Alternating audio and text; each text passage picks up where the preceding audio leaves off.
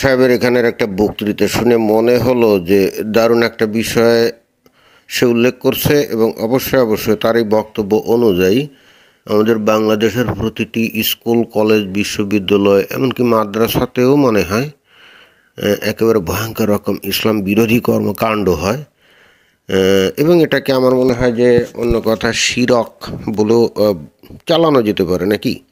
আচ্ছা, শিরকের মতোই পর্যায়ে গেলাম না, বাট একেবারে ইসলাম বিরোধী কর্মকাণ্ড যে একেবারে শুরু থেকেই হয় সেটা কিন্তু বোঝা যাচ্ছে। আমরা এই আহমদুল্লাহ সাহেবের বক্তব্যটা শুনলেই আমরা বিষয়টা পরিষ্কার হব। তো আসুন শোনা যাক। জায়গায় বলেছেন কাউকে দাঁড়িয়ে সম্মান প্রদর্শন করা যাবে না, অথচ এক মাহফিলে আপনি একজন বড় আলেম আসার পর দাঁড়িয়ে সম্মান করেছেন। এ বিষয়ে কি বলবেন? মাশাআল্লাহ, খুব সুন্দর এবং একেবারে যথোপযুক্ত প্রশ্ন। হ্যাঁ, একেবারে যথোপযুক্ত প্রশ্ন এই কারণ আমরাও তো ওই যে ছোটোকালে যখন স্কুলে পড়তাম, কলেজে বা বিশ্ববিদ্যালয়ে পড়তাম, তখন তো ওই যে ক্লাসে বসে থাকলে যখন শিক্ষক রুমের মধ্যে প্রবেশ করতেন তখন কিন্তু আমরা উঠে দাঁড়াতাম, সবাই একেবারে উঠে দাঁড়াতাম।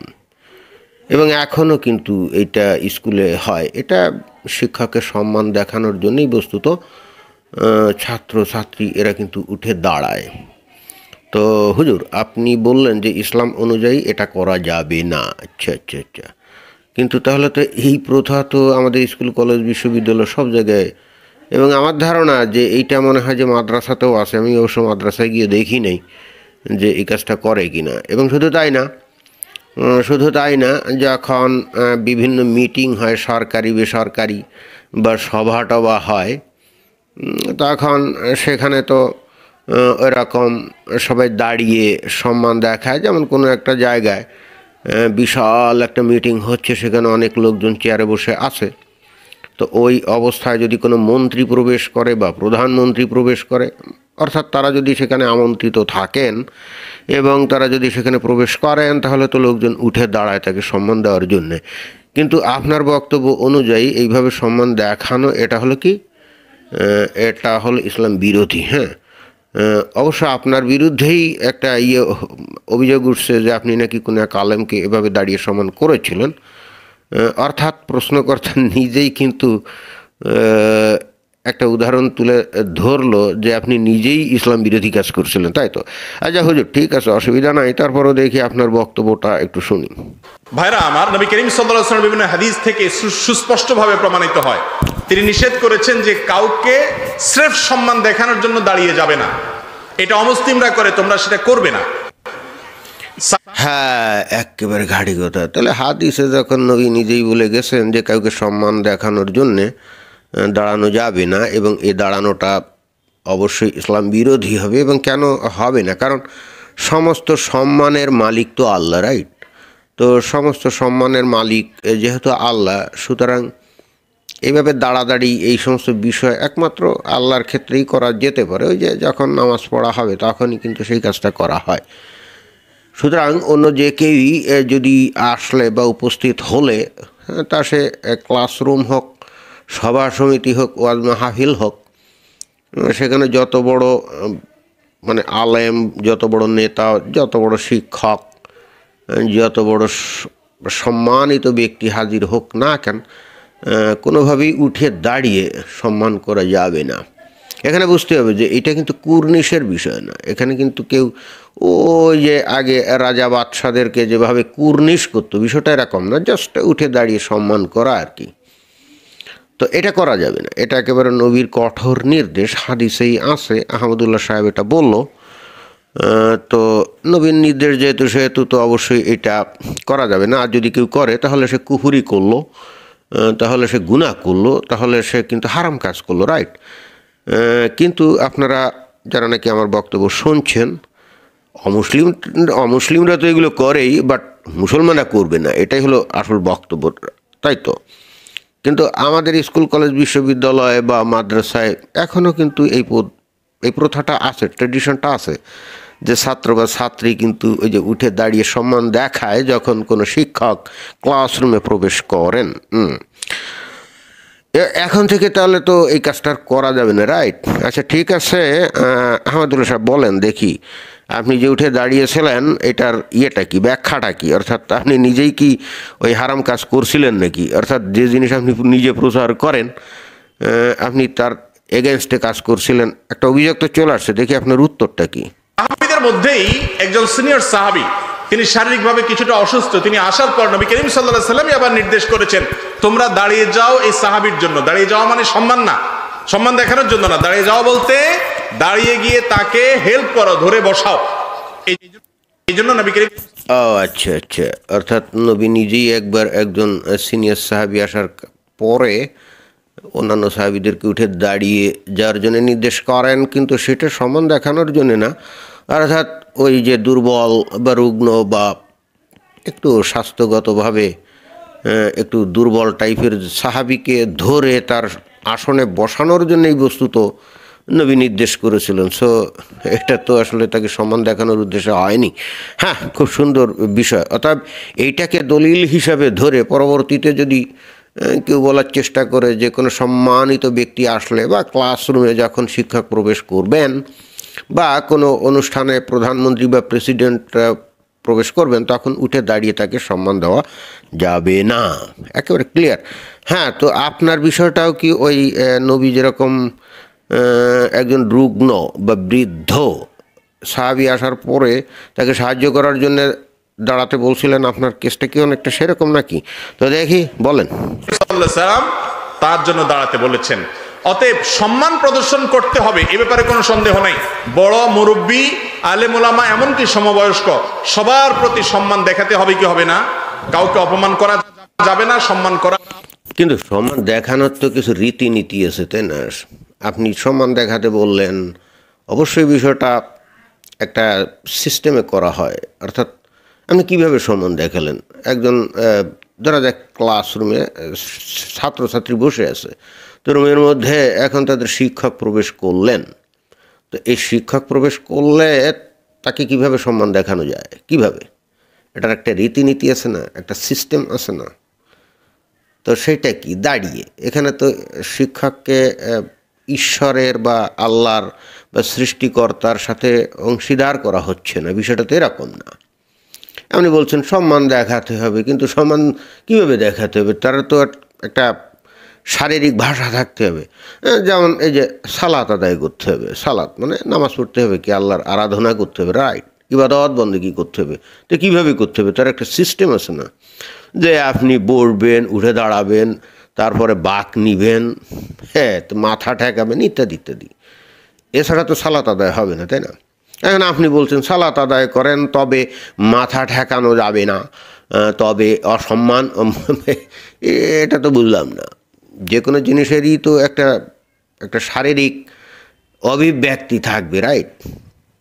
আদারওয়াইজ তো বোঝা যাবে না যে আপনি কাউকে সম্মান করছেন। তো হুজুর, এইটা আমার মনে হয় ঠিক বোধগম্য হলো না।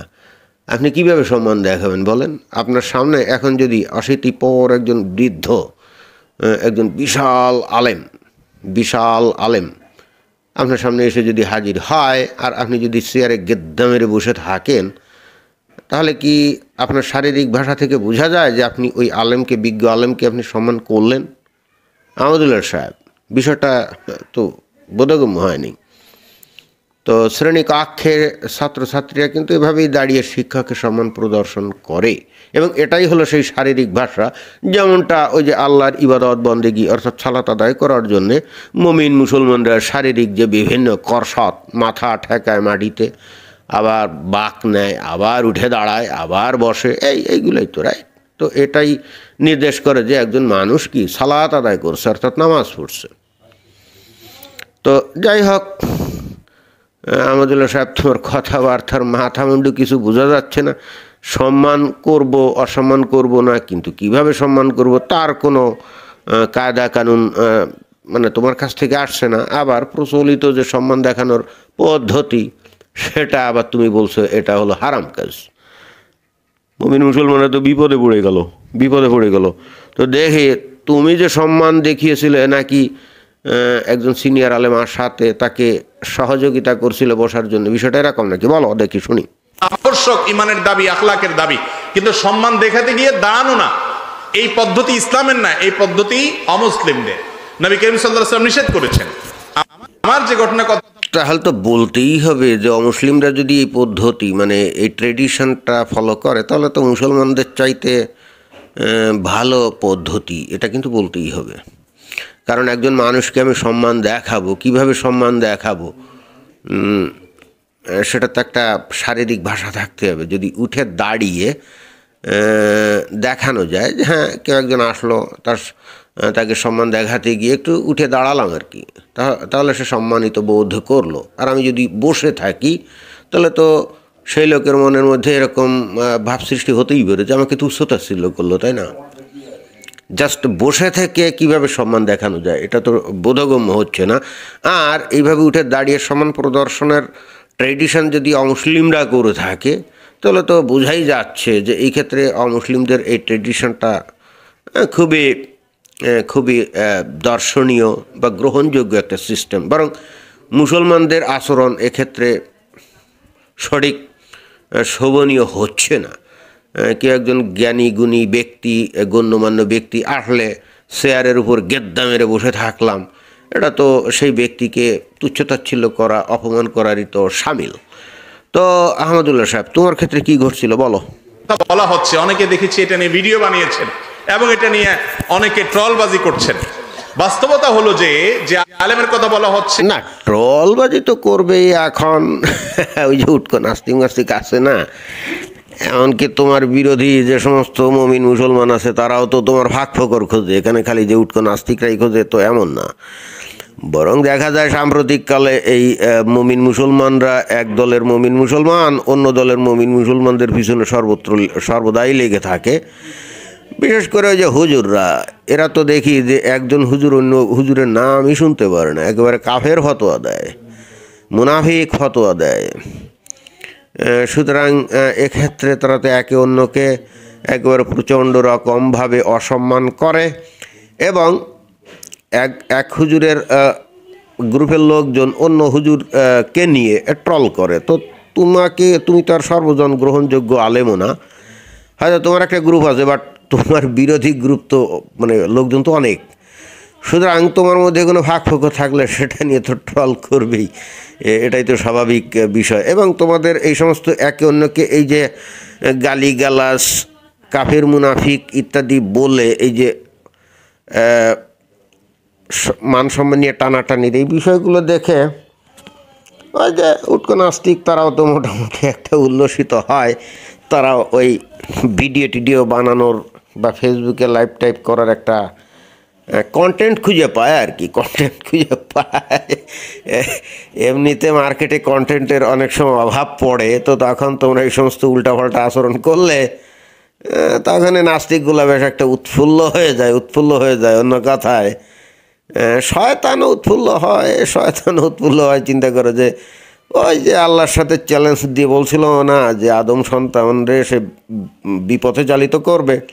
তো আলেমরা যখন গালিগালাজ করে একে অন্যকে, আলেম হওয়ার পরে যদিও ইসলামের বিধান হলো এক মুসলমান কখনো অন্য মুসলমানের নামে কোনো খারাপ কাজ করবে না, কাউকে কাফের ফতোয়া দিবে না, দিলে যে নাকি কাফের ফতোয়া দিল সে নিজেই কাফের হয়ে যাবে। এত কিছু জানার পরেও এই কাজ কামগুলা করে একজন হুজুর অন্য হুজুরের মান ইজ্জত নিয়ে টানাটানি করে, অশ্লীল ভাষায় আক্রমণ করে। তো এগুলো দেখে তো শয়তান বলা বাহুল্য খুবই ফুর্তিতে থাকে। আর ওদিকে আল্লাহ বেচারা আরশের উপর বসে বড়ই বিমর্ষ অবস্থায় থাকে। এটা কিন্তু বলাই যায়।